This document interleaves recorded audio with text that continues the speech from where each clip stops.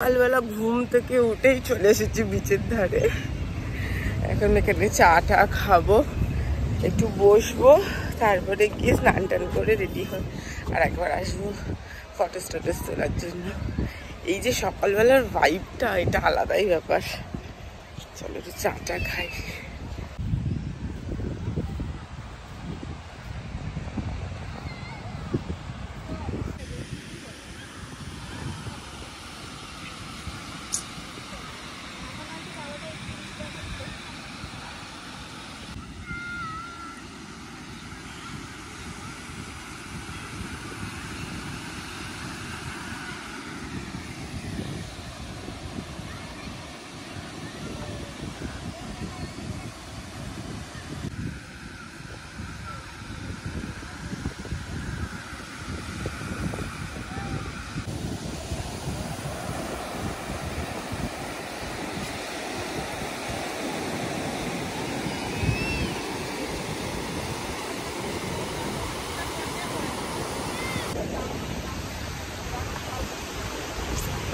এভাবে মনে মাইলের পর মাইল হেঁটে যাওয়া যায় সমুদ্রের ধার দিয়ে,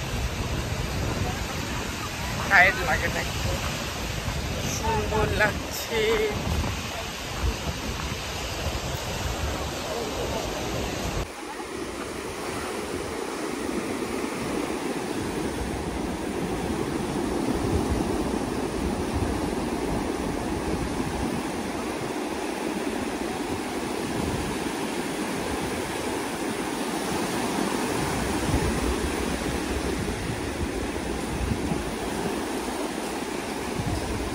বিচ থেকে এবারে রুমের এই অবস্থা, সব জিনিসপত্র কালকে এনে সব আলাদা আলাদা করে রেখে দিয়েছিলাম, মানে ছড়িয়েছি কি আর কি। তো এখন এগুলো সব গুছোতে হবে সুন্দর করে।